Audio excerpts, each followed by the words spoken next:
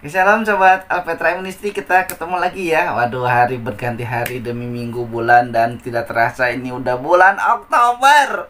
Waduh, udah 10 bulan melewati 2024. Dan semoga sahabat Alpetra Ministry semuanya tetap sehat, tetap cinta Tuhan, tetap cinta keluarga, dan senantiasa bersyukur. Dan hari ini kita akan kembali menerima taburan firman Tuhan dari Om Yan. Shalom Om, apa kabar Om?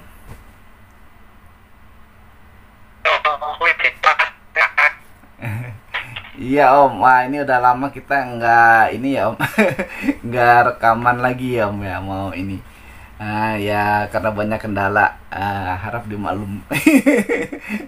Ya Om, ini kita mau kali ini kita mau bicarain tentang isu eksklusivisme dan inklusivisme dalam orang Kristen ya, baik di kalangan Kristen sendiri, apalagi di luar Kristen gitu Om. Nah sebelum lebih jauh, mungkin Om bisa dijelasin Om, kenapa sih bisa ada muncul istilah orang Kristen eksklusif atau inklusif gitu Om?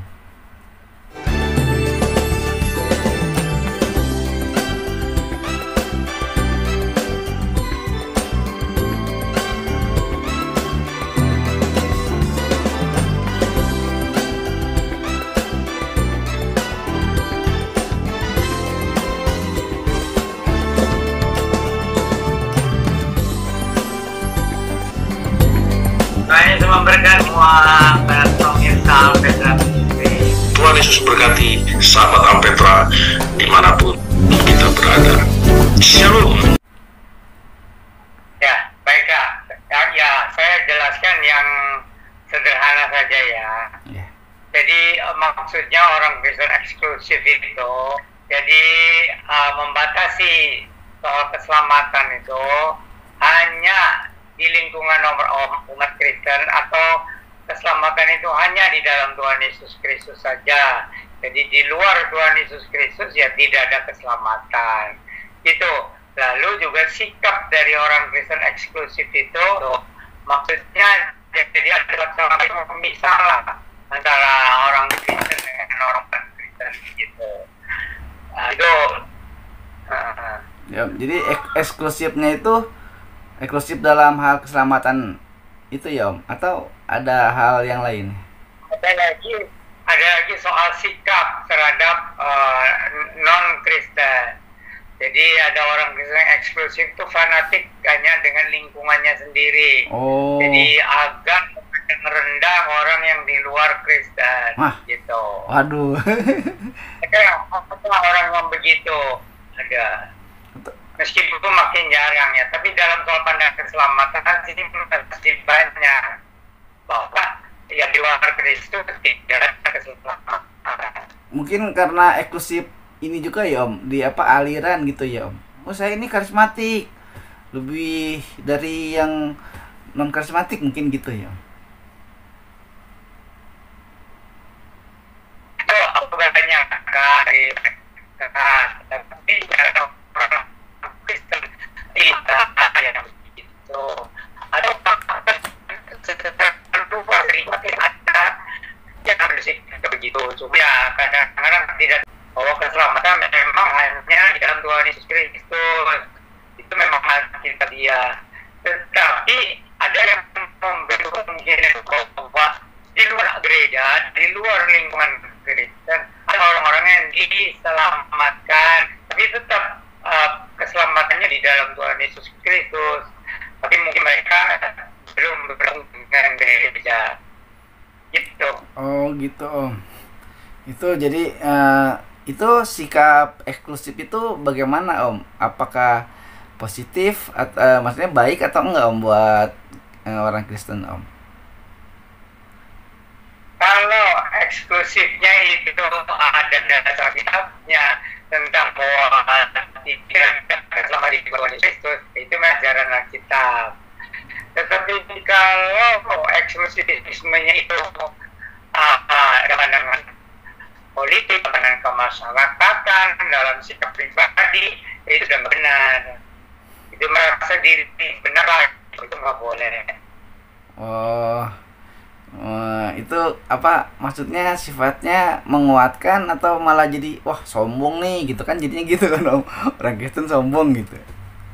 Ya, ada yang sombong rohani, ada juga yang sangat berhati-hati lah di dalam pergaulan itu, karena merasa ya tidak sama lah dengan yang di luar itu, atau juga mungkin iman masih lemah, jadi takut terpengaruh begitu.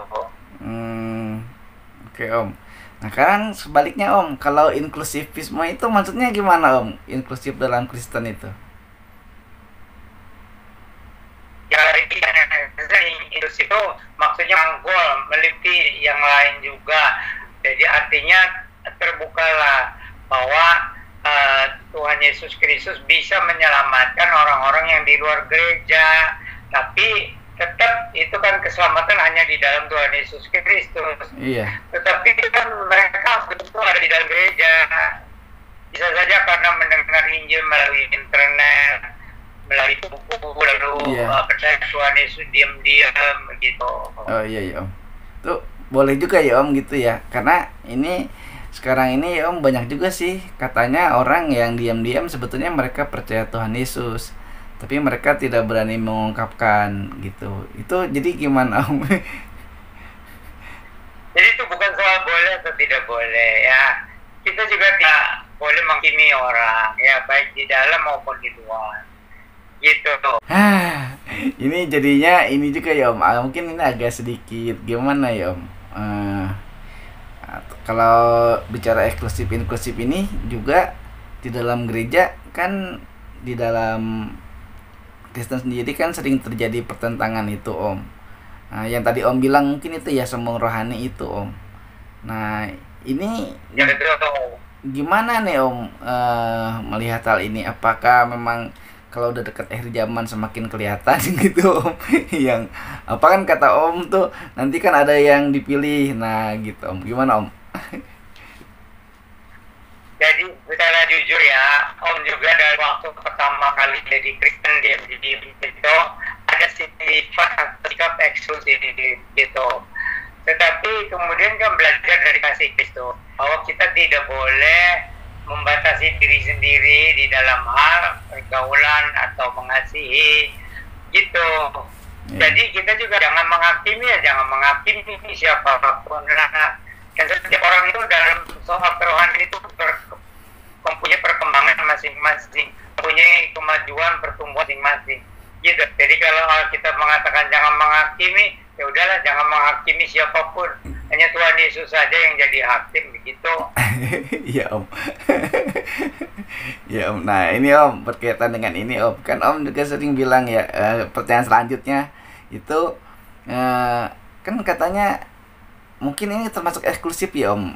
Apa orang Kristen itu katanya umat pilihan Om. Nah ini maksudnya gimana Om? Jadi secara alkitabiah memang kan ada umat pilihan dalam yang namanya bangsa Israel. Tapi bangsa Israel itu kan ada contoh-contoh orang di luar Israel tapi berada kepada bangsa Israel tuh. Jadi selamatkan juga meskipun mereka bukan orang Israel. Nah demikian juga sekarang gereja umat Kristen, karena kan sekarang ini pengaruh internet lah, pengaruh bacaan lah, ada orang-orang yang percaya Tuhan Yesus diam-diam gitu. Memang banyak pendeta yang menuntut kalau percaya Tuhan Yesus kita dong, kesini dong, kalau bisa dong, ya kita nggak bisa memaksanya. Jadi itu tetap berdasarnya Alkitabiah. Jadi siapa yang percaya kepada Yesus Kristus atau ada di dalam Tuhan Yesus Kristus, mengalami kelahiran baru di dalam Tuhan Yesus Kristus, biarpun ada di luar gereja tetap diselamatkan. Oh kalau gitu Om, jadi gini dong yang Om apa ya, kalau gitu memang diselamatkan itu yang dipilih aja gitu. Kalau nggak dipilih dia nggak Kristen, maksudnya nggak dipilih Tuhan berarti nggak diselamatkan, nggak jadi orang Kristen gitu. Gimana Om? Ya itu memang soal pilihan umat pilihan kan memang hadir ya perjanjian lama itu bangsa Israel, lalu perjanjian baru itu ke gereja. Tetapi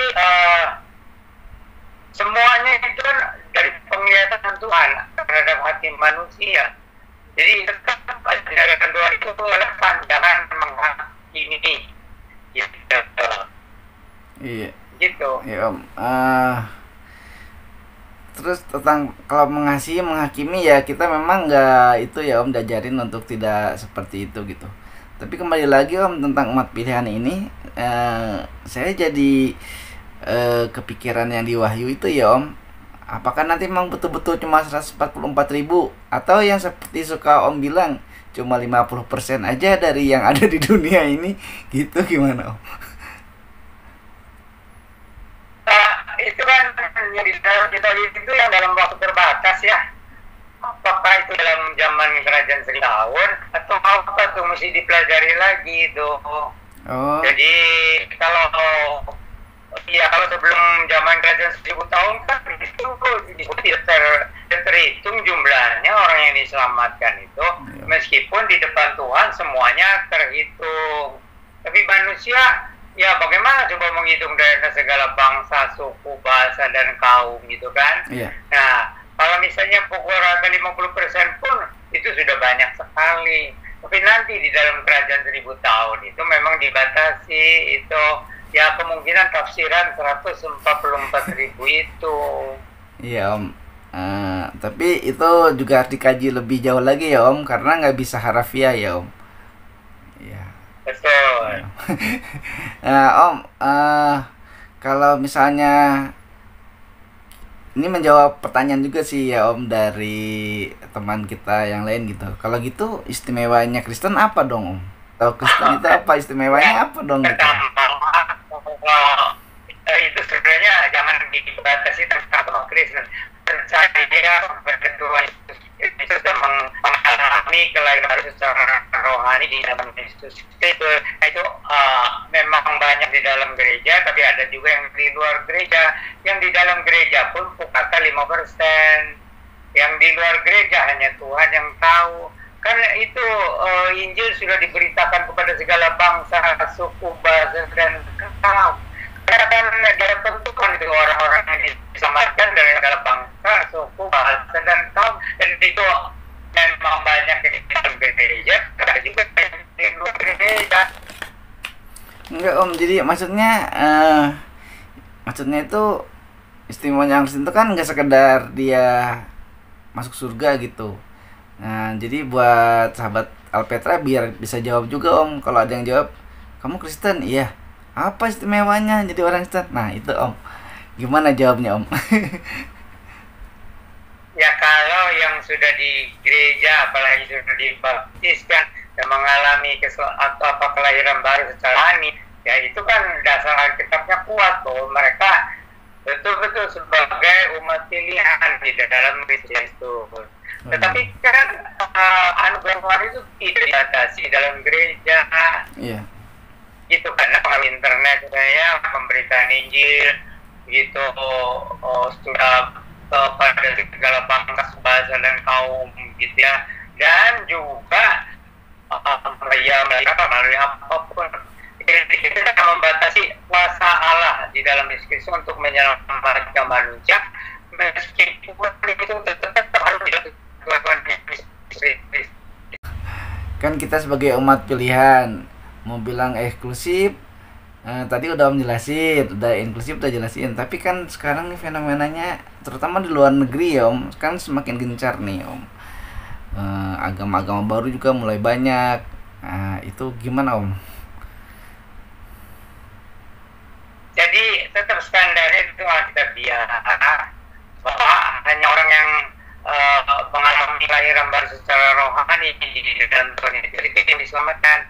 Tapi itu ada yang di dalam gereja, ada yang di luar gereja itu. Tapi kriterianya tetap Alkitabiah, orang yang mengalami keselamatan dalam Kristus. Tak banyak yang di dalam gereja, tapi juga ada yang di luar gereja. Oh, ya Om.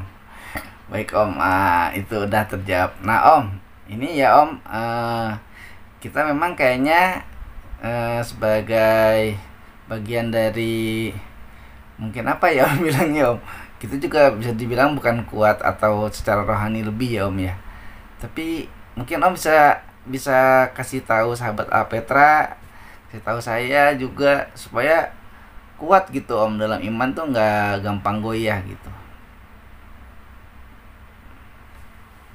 Jadi yang pertama itu pertamanya itu firman ya, atau juga penjelasan tentang Injil keselamatan itu. Jadi kalau kita betul-betul sudah bertobatnya sungguh-sungguh, menerima Tuhan Yesus Kristus sebagai Tuhan dan Juru Selamat, mengalami kelahiran baru secara rohani, ya itu pasti diselamatkan. Apakah sudah di dalam gereja atau masih di luar gereja, gitu. Ya om, ya kan juga kan ini sering juga itu ya om, itu kan kalau secara antara Kristen dan nggak Kristen ya om ya. Kalau secara antar gereja nih om, kan sering tarik-tarikan juga nih om. Ya karena eksklusifan gitulah. Itu bukan Kristennya ya, bukan agama Kristennya atau gerejanya, tapi pribadi Kristusnya yang menganugerahkan keselamatan.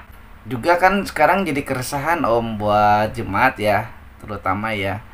Kan mau di rumahnya enggak semua sih, tapi ada di beberapa tempat kan mau bikin sekolah aja susah, mau persekutuan di rumah susah juga gitu om.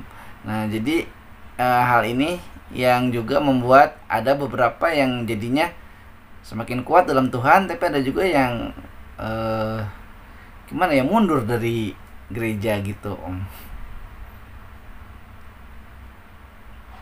Jadi tidak ada rencana Tuhan yang gagal, ya. Tapi tetap keselamatannya hanya di dalam Tuhan Yesus Kristus. Tapi ada yang di dalam gereja, ada yang di luar gereja. Itu kan 2 atau 3 orang yang berkumpul di dalam namaku, Tuhan Yesus hadir. Iya gitu. sih om. Iya om, itu takutnya. Ya, sampai Tuhan Yesus belum sempat dibaptiskan gitu ya. Iya. Banyak kendala. Itu hanya Tuhan yang tahu lah apakah sungguh-sungguh percaya Tuhan Yesus sudah mengalami kelahiran baru secara rohani atau bukan gitu. Jadi hanya Tuhan Yesus yang tahu. Makanya ajaran Tuhan itu jelas, jangan menghakimi. Iya om, itu makanya om takutnya karena merasa eksklusif kan orang-orang Kristennya kan, jadi wah gimana gitu. Padahal kan sebetulnya enggak ya om. Kita eksklusifnya karena Tuhan Yesus Juru Selamat pribadi. Umat Islam terkejut, ada orang-orang yang diselamatkan tapi kok nggak pernah kita di gereja gitu kan. Tetapi orang itu sungguh-sungguh mencintai Tuhan Yesus, percaya Tuhan Yesus gitu. Jadi makanya ajaran Tuhan itu jelas, jangan menghakimi gitu. Kita mendoakan, mengasihi, memberitakan Injil gitu. Om, tadi karena om bilang memberitakan Injil om, ini sekarang kayaknya memberitakan Injil juga udah nggak bisa seperti dulu ya om. Sekarang kalau memberitakan Injil selalu sepertinya jadi berbenturan tuh om. Gimana om? Itu pandangannya agak negatif ya. Karena itu berita Injil keselamatan Tuhan Yesus itu tidak bisa dihalangi. Sekarang ini bisa dengan segala macam cara. Itu tapi bisa membendung berita Injil amatkan Tuhan Yesus Kristus itu. Tidak bisa dibendung gitu. Iya om. Nah juga om, kalau beribadah juga om kayaknya kalau memang nggak boleh di gedung, di lapangan juga kalau diizinin nggak apa-apa ya om ya, boleh om ya. Kan 2-3 orang berkumpul aja kata om boleh kan, bisa gitu. Itu jalan keluarnya begitu. Jadi tidak harus nyeplang gereja yang resmi, kecuali kalau tidak memungkinkan ya udah di keluarga ya ibadah sendiri. Tapi kalau masih memungkinkan ya kita kan berkumpul di Ibrani 10:25 itu kan. Iya. Nah itulah om. Jadinya ini pembicaraannya jadi cukup kompleks ya om ya. Karena ya, betul. Merasa eksklusif dan inklusif ini jadi susah juga sih, mau nggak mau kalau di zaman sekarang kita bersinggungan sama ya yang mungkin imannya berbeda sama kita gitu ya Om. Sementara dalam sendiri masih juga ada perbedaan atau perselisihan gitu Om. Nanti mungkin orang akan terheran-heran, terutama orang Kristen ya, karena dari antara agama-agama di dunia ini ada orang-orang di situ yang percaya Tuhan Yesus Kristus gitu. Padahal bukan kelompok agama Kristen, tapi orangnya percaya Tuhan Yesus Kristus, meskipun secara kelompok agama bukan Kristen. Oh iya Om ya Om. Nah Om, ya, ini juga mungkin perlu ditegasin juga nih Om ya. Berarti kita itu nggak boleh, ya kata Om tadi nggak boleh menghakimi ya, sebetulnya sih itu sih Om ya kata-katanya ya. Karena nanti kita kan akan tercengang-cengang, kata Om kan terkejut. Ya, jadi pertanyaannya gimana? Udah nggak jadi Om dari dia Om. Jadi kita tegaskan lagi bahwa keselamatan memangnya di dalam Yesus Kristus. Banyak di dalam gereja, tapi ada juga yang di luar gereja. Tapi keselamatannya tetap dari Tuhan Yesus Kristus. Karena kan Alkitab mengatakan tidak ada nama lain yang bisa menyelamatkan, hanya Tuhan Yesus Kristus. Yeah. Tetapi Tuhan Yesus Kristus kan tidak bisa dipenjarakan di dalam tembok gereja. Iya Om. Iya. Nah, oke Om. Nah, di samping eksklusif dan inklusif Om, ini juga ada yang mencampur adukan Om. Mencampur adukan semua agama jadi satu gitu, jadi satu aliran yang nggak jelas gitu lah. Itu gimana Om? Ya, itu sudah bukan ajaran Alkitab dia lagi ya, karena kalau Alkitab kan sudah jelas mengajarkan keselamatan hanya ada di dalam Tuhan Yesus Kristus dan harus mengalami kelahiran baru secara rohani oleh iman kepada Tuhan Yesus Kristus. Cuman itu tadi banyak yang di dalam gereja, tapi banyak yang di luar gereja, tapi keselamatan tetap hanya di dalam Tuhan Yesus Kristus, mengalami kelahiran baru secara rohani. Oh iya Om. Oke Om, gitu Om. Udah jelas ini tentang masalah eksklusif dan inklusivisme di secara umumnya. Nah Om, sekarang kalau secara personal ya Om, ini dari secara pribadi ya, terutama para pemimpinnya nih Om, itu ada juga kan ya pemimpin gereja atau gembala yang merasa eksklusif gitu, apalagi kalau dia dapat talenta atau dapat apa ya gitu Om, karunia gitu. Nah, itu sifat kita sebagai jemaat sikapnya gimana Om? Ya, kita sih harus menganjurkan jemaat banyak mempelajari Alkitab ya, pelan-pelan nggak apa-apa, tapi tetap juga jangan menghakimi orang itu. Ya Om kan kadang gitu, ikut sama saya, kerja saya itu pendetanya Om Yan itu hebat, bisa menyembuhkan orang yang ini gitu kan, gitu Om, jadinya eksklusif gitu kan Om. Kerja saya tuh eksklusif, gembala saya itu Bapak Pendeta Sihaloho misalnya, dia bisa memberikan apa gitu atau enggak gitu, ada yang gitu-gitu kan Om. Ya itu manusiawi, tapi bersyukur kepada Tuhan tidak membatasi bahwa keselamatan itu harus ada di dalam tembok gereja atau orang-orang yang terkenal. Tidak, keselamatan itu ada di dalam Tuhan Yesus Kristus dan harus mengalami kelahiran baru secara rohani. Tapi itu ada di dalam gereja, tapi ada juga di luar gereja. Iya Om, dan juga kan apalagi kemarin ada peristiwa ya Om, udah beberapa bulan yang lalu kan, yang gembala sidang melakukan KDRT itu kan sampai ramai gitu di media sosial, masuk pemberitaan nasional di televisi nasional. Itu kan jadi gimana ya, malu lah ya Om buat kita sebagai orang Kristen, masa pendeta kayak gitu. Udah gitu saling balas-balasan, saling tuntut lagi, aduh Om. Ya itu karena sistem juga ya, jadi orang Kristen yang belum selesai diproses oleh Tuhan, buru masuk sekolah teologi karena ujian gitu. Udah waktu masuk sekolah teologi juga ada lembaga-lembaga pendidikan teologi itu tidak mementingkan pembentukan karakter, tapi yang pentingnya bisa lah menyelesaikan SKS gitu ya, dan bisa seolah kelihatannya orangnya baik gitu kan ya, kan namanya manusia. Jadi itu sebab kita jangan menghakimi sebelum waktunya, tapi lebih banyak mendoakan lah. Ya, gitu. Om. Ya, dan kita juga nggak boleh saling kritik atau menghakimi ya, Om ya. Gitu ya.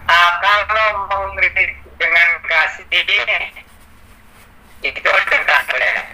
Tapi kalau mau kritik dengan sendiri itu nggak boleh. Iya, Om. Tapi biasanya kalau ada yang mengeritik gitu malah itu kan dikucilkan. Gitu. Ya udah. Iya.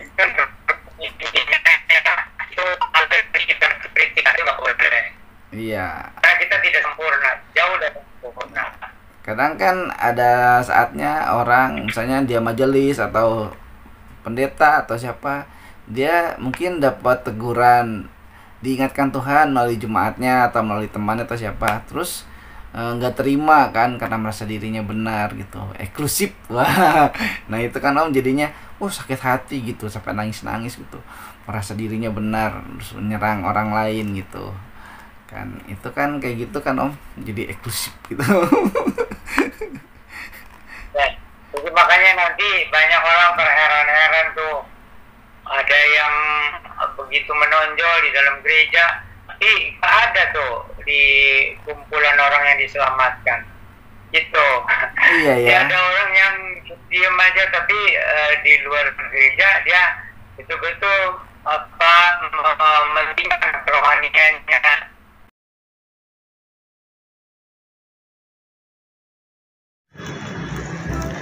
Jalan terus, beli pilus.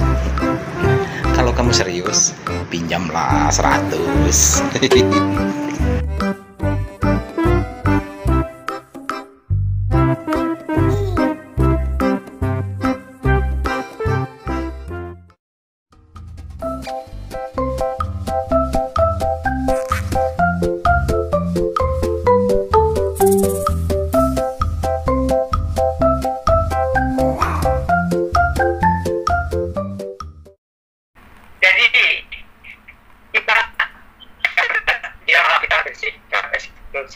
Itu bahwa keselamatan itu hanya ada di dalam Tuhan Yesus Kristus. Ya, itu, tapi ini prinsipnya itu bahwa kita sebagai manusia yang berdosa yang diselamatkan harus bersikap inklusif dan tidak menghakimi. Jadi juga jangan membatasi kuasa Roh Kudus untuk membawa jiwa-jiwa percaya Tuhan Yesus Kristus. Gitu. Ya. Jadi tapi kalau gereja kan ada aturan. Nah, itu soal aturan kita tidak bisa mengkritik. Itu kan keputusan dari pengurus. Jadi ada yang soal ini gereja eksklusif. Itu hasil keputusan. Gitu. Jadi kita juga jangan mengkritik menghakimi apapun. Ya. Tapi kita juga harus dipimpin oleh Roh Kudus, tetap membacakan Injil. Apa di dalam gereja, apa di luar gereja, gitu. Ya Om. Baik Om, udah jelas. Ada yang mau ditambahin lagi nggak Om? Ya, itu tuh kita sebagai manusia harus belajar mentaati saja apa yang diajarkan Tuhan Yesus ya. Jadi jangan menghakimi gitu kan.